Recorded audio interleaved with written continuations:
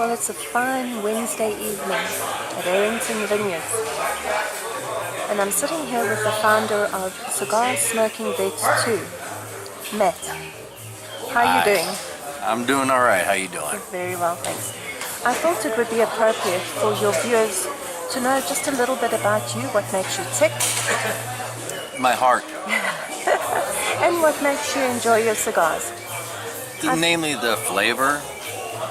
Well, I've had a burning question, Yes. and it will take you back a few years. What brought you into the cigar world? Wow.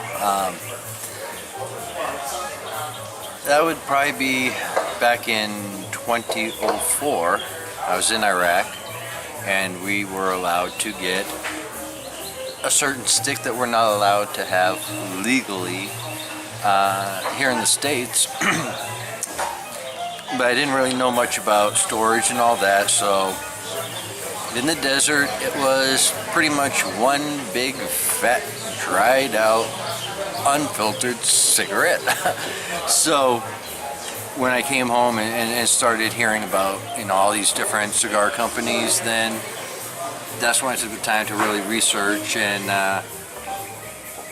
bought my first humidor and really started investing the time and energy into the lifestyle that we call cigars.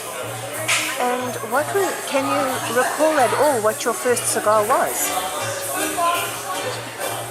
Well, my first cigar ever was it was actually a machine rolled one, and compared to my palate nowadays, I didn't really care for it. Wouldn't really care for it now.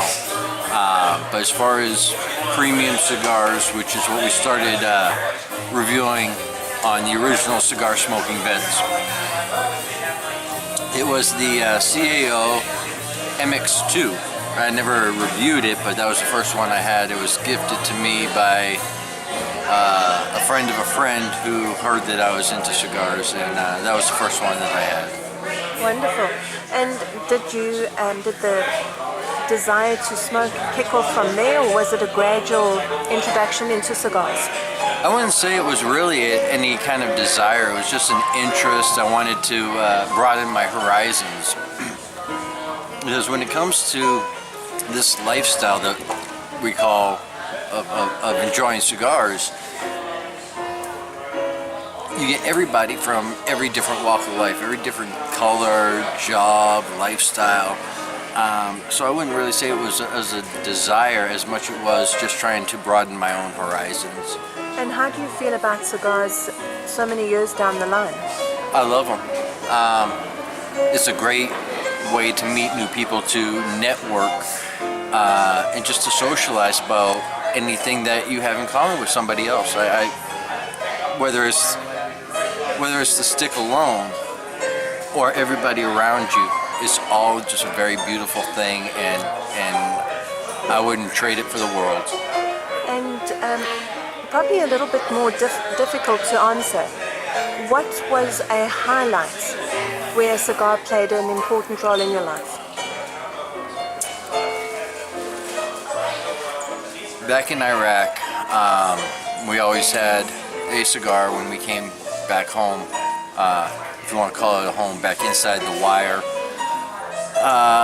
for a successful mission. So that was always something that was enjoyable.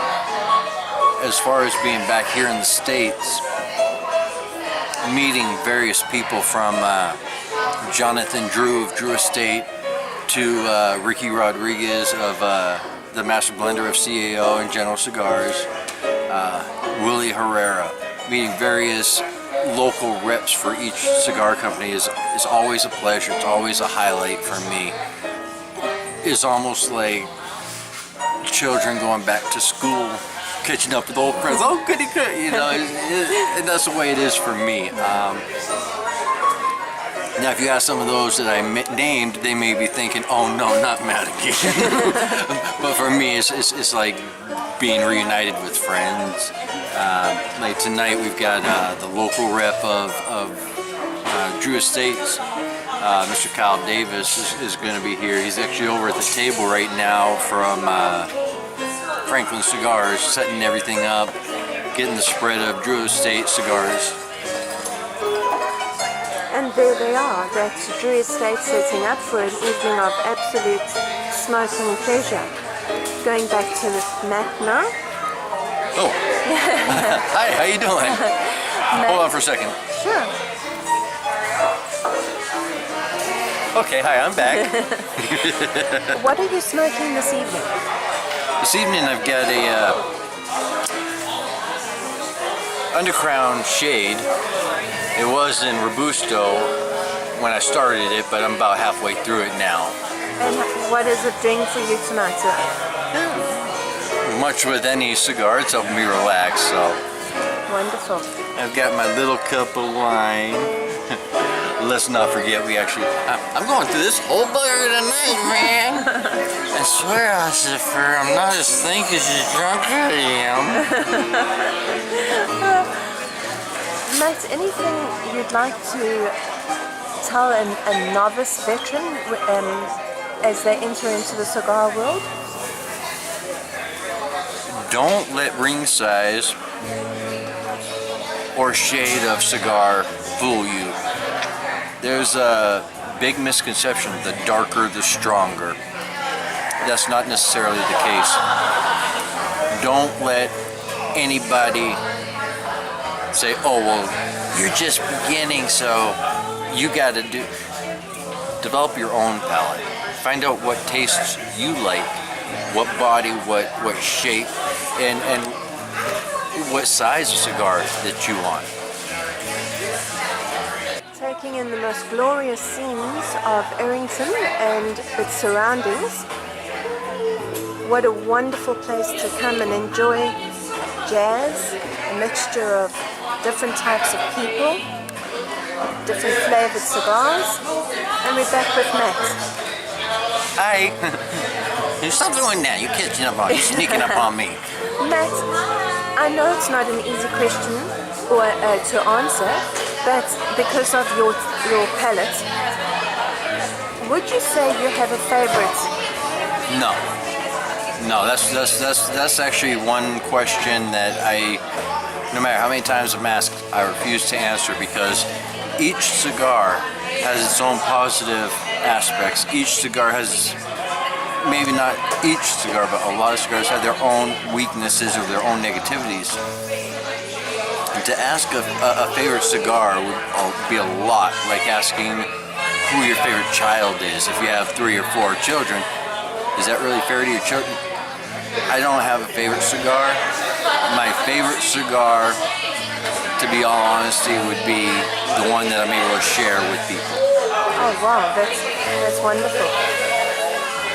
And then, sorry about that. My last question to you, Matt, is: do you have a cigar and a drink test, or is it as the mood takes you?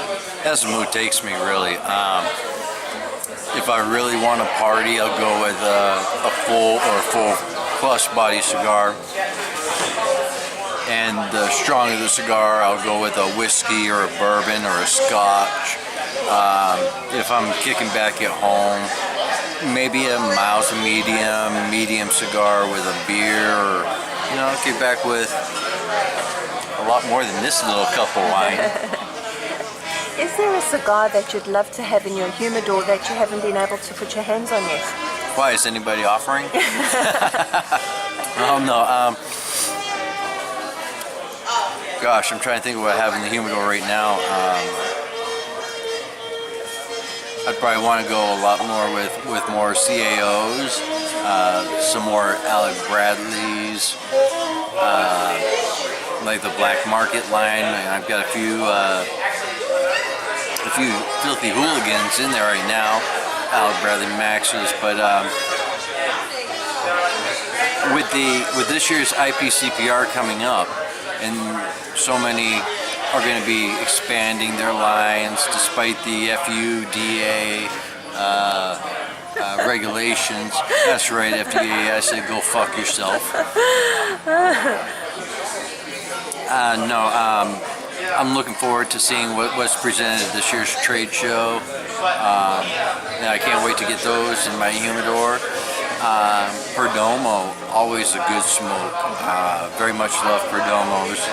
in the whole Brillo family of cigars. I try my best not to want. If I'm able to get something, I'll take the chance, take the time to actually grab it. If I don't have the time to smoke it, like during the winter time, I really build up my stock because I don't want to go outside and smoke. We don't have things like this. I'll go to a local BMN. BMN. I haven't been drinking. I go to a local B&M and just enjoy myself. If I like the stick, I'll buy another one and bring it home. Wonderful. And is there anything that you'd like to share with us? Well, it's something I'd love to share with everybody, but being out in the public like this, I think they call it public indecency. No, to the CSV world, thank you. I know it's been a while since I've been doing the reviews. Thank you for sticking with me, coming over to the new CSV2 page. Things are going to get a lot more interesting. It's not going to be what we had been doing, the 15-20 minute reviews. We'll do interviews where I'm actually asking the questions. So we're looking forward to a whole bunch here at Cigar Smoking Vets. And as always, one thing I always ended every last thing with, and I'd like to end this interview with.